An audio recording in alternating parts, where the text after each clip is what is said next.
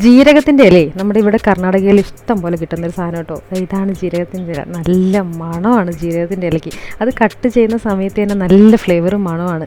ജീരകം സാധാരണ നമ്മുടെ പലഹാരങ്ങളൊക്കെ ഉണ്ടാക്കുമ്പോൾ ചേർക്കുന്നത് തന്നെ ആ ഒരു മണവും ടേസ്റ്റും ഇഷ്ടമുള്ളതുകൊണ്ടാണ്. അപ്പോൾ ജീരകത്തിൻ്റെ ഇല മുഴുവനായിട്ടും ചേർത്തിട്ട് ഒരു പലഹാരം ഉണ്ടാക്കി എങ്ങനെ ഉണ്ടാവും? അപ്പോൾ ജീരകത്തിൻ്റെ ഇല ചേർത്തിട്ടൊരു ബോണ്ടയാണ് തയ്യാറാക്കുന്നത്.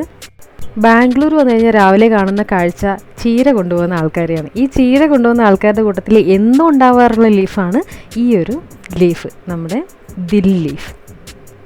ടേസ്റ്റും വളരെ നല്ലതാണ് കേട്ടോ. ഒത്തിരി റെസിപ്പീസ് കറിയും കുറേ കാര്യങ്ങളൊക്കെ ചെയ്യാറുണ്ട് ഈ ഒരു ലീഫ് വെച്ചിട്ട്. ഇന്ന് നമുക്ക് ബോണ്ട ഉണ്ടാക്കാം. വൈകുന്നേരം ആയിക്കഴിഞ്ഞാൽ നമുക്ക് ബാംഗ്ലൂരത്തെ റോഡിലൂടെയൊക്കെ ഇങ്ങനെ സഞ്ചരിക്കുമ്പോൾ റോഡ് സൈഡിൽ എന്തായാലും ഇത് ചേർത്തിട്ടുള്ള ബോണ്ടയും വടയും ഒക്കെ കിട്ടുന്നതാണ്. അപ്പോൾ അതിനായിട്ട് ഞാൻ കുറച്ച് മൈദ എടുത്തിട്ടുണ്ട്, അതുപോലെ ഒരു 1/4 കപ്പ് അരിപ്പൊടിയും ചേർത്തിട്ടുണ്ട്. പിന്നെ നമ്മുടെ കട്ട് ചെയ്ത് വെച്ചിട്ടില്ല, നല്ല ചെറുതായിട്ട് കട്ട് ചെയ്ത്, നല്ല സോഫ്റ്റാണ് ഈ ലീഫ്, നല്ല മണമാണ് ഈ ലീഫ്. മണം തന്നെയാണ് ഇതിൻ്റെ മെയിനായിട്ടുള്ള അട്രാക്ഷൻ. എന്നിട്ട് ഈ മാവിൻ്റെ ഒപ്പം ഈ ലീഫിനെ ആദ്യം ഒന്ന് മിക്സ് ചെയ്ത് യോജിപ്പിക്കാം. അതിനുശേഷം നമുക്കതിലേക്ക് സവാള ചെറുതായി കട്ട് ചെയ്തതും പിന്നെ പച്ചമുളകും ചേർത്ത് കൊടുക്കാം. ഇനി നമുക്ക് ആവശ്യത്തിന് ഉപ്പ് ചേർത്തിട്ടുണ്ട്, കുറച്ച് കായപ്പൊടി ചേർത്തു. അതിൻ്റെ കൂടെ തന്നെ ഒരു 1/2 കപ്പ് ദോശമാവ് കൂടെ ചേർത്തിട്ടുണ്ട്. ഇനി ചേർക്കേണ്ടത് മുളക് പൊടിയാണ്. ഇത്രയും ചേർത്ത് ആദ്യം നമുക്കൊന്ന് മിക്സ് ചെയ്ത് യോജിപ്പിക്കാം. എന്തൊക്കെ ചേരുവകൾ ചേർത്താലും ഇതിൽ ഈ ജീരകത്തിൻ്റെ ഇലയുടെ മണമാണ് കൂടുതലായിട്ട് അറിയുന്നത് കേട്ടോ. നല്ല രസമാണ് ഈ ഒരു മണം. പിന്നെ കുറച്ച് ഇഞ്ചിയും കൂടെ ചേർത്തിട്ടുണ്ട്. ഇഞ്ചിയൊക്കെ ഇടയ്ക്ക് കഴിക്കാൻ നല്ല ഫ്ലേവറാണ് ഇതിനകത്ത്.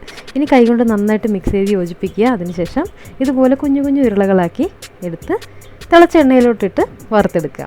ഇത് എല്ലാ ദിവസവും സ്ഥിരം കാഴ്ചയാണ്. ബാംഗ്ലൂരത്തെ റോഡ് സൈഡിൽ എപ്പോഴും നമുക്ക് ചായയുടെ കൂടെ ഈ ഒരു ബോണ്ട ഉണ്ടാവും.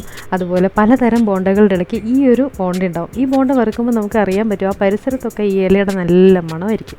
അപ്പോൾ നല്ല ടേസ്റ്റിയും ഹെൽത്തി ആയിട്ടുള്ള ലീഫാണ് നമ്മുടെ ജീരകത്തിൻ്റെ ഇല, നമ്മുടെ ദിൽ ലീഫ് വെച്ചിട്ടുള്ള നല്ലൊരു ബജിയാണ് തയ്യാറാക്കിയിട്ടുള്ളത്. ഈ ലീഫ് കിട്ടുമ്പോഴൊക്കെ ഒന്ന് ട്രൈ ചെയ്ത് നോക്കുക. വളരെ ഹെൽത്തിയുമാണ് ഈ ലീഫ്. ഒത്തിരി ഗുണങ്ങൾ അടങ്ങിയിട്ടുള്ളൊരു ലീഫും കൂടിയാണ് നമ്മുടെ ദിൽ ലീഫ് കൊണ്ടുള്ള ബോണ്ട.